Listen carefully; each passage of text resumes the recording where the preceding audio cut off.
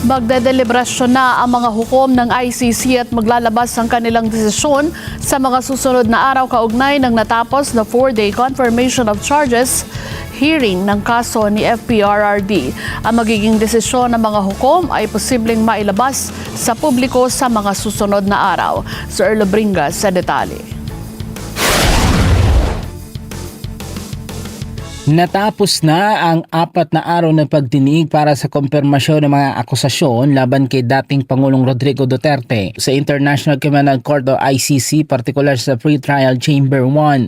Sa kaso, inakusahan si dating Pangulong Duterte ng crimes against humanity kabilang ang pagpatay at tangkang pagpatay na umano'y naganap sa Pilipinas mula November 1, 2011 hanggang March 17, 2019.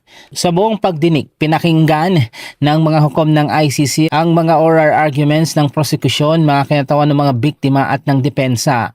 Ginanap ang pagdinig nang wala si dating Pangulong Duterte matapos payagan ng hukuman ang kanyang kahilingan at talikdan ng karapatang dumalo sa mga sesyon. Sa ngayon, magdedeliberasyon na ang hukom ng ICC at maglalabas ng kanilang desisyon sa mga susunod na araw. This week, the ICC judges heard the oral submissions of the prosecutor, the common legal representatives of the victims, and the defense.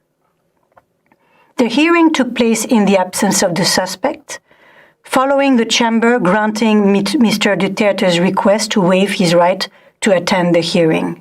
May 3 posibleng kahinatnan ng desisyon. Una, kumpirmahin ng akusasyon at ituloy ang kaso sa paglilitis. Ikalawa, tanggihan ng kumpirmasyon at itigil ang proseso. At ikatlo, ipaubaya ang pagdinig at hilingin sa prosekusyon na magbigay ng karagdagang ebidensya, magsagawa ng karagdagang investigasyon o baguhin ang mga akusasyon.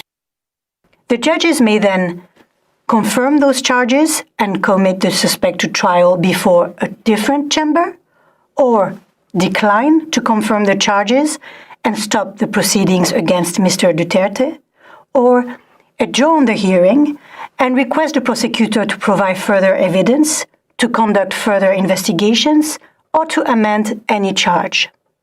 Hindi agad maaaring umapela ang depensa at prosekusyon sa desisyon, maliban na lamang kung humingi sila ng pahintulot mula sa pre-trial chamber at ang magiging desisyon ng mga hukom ay isusulat at ipapahayag sa publiko. The defense and the prosecutor cannot directly appeal this decision, but they can request authorization from the pretrial chamber to appeal it. The decision of the ICC judges will be made in writing and will be announced publicly. Erlo Bringas para sa Mata ng Agila, matatag, tapang, matapat. Tapos na nga ang 4 na araw na confirmation of charges hearing ng Pre-Trial Chamber 1 ng International Criminal Court sa kasong crime against humanity na inaharap ni dating Pangulong Rodrigo Duterte. Sa 4 na araw na pagdinig, pinahintulutan ng korte ang hiling ng dating Pangulo na i-waive ang kanyang pagharap sa pagdinig kaugnay sa mga kaso na may kaugnayan sa mga pagpatay sa ilalim ng war on drugs na ipinaiiral noong alkalde pa siya ng Davao City at noong maupong presidente ng Pilipinas. Sa pagtatapos ng pagdinig, kapwa nagbigay ng kanilang closing remarks ang prosekusyon at depensa. Sa panig ng depensa, binigyang diin nito ang kakulangan ng mga documented evidence, gayon din ang pagbatiko sa prosekusyon na nagbatay lamang sa mga testimonya ng mga testigo at sa manoy exaggerated statements ng dating Pangulo.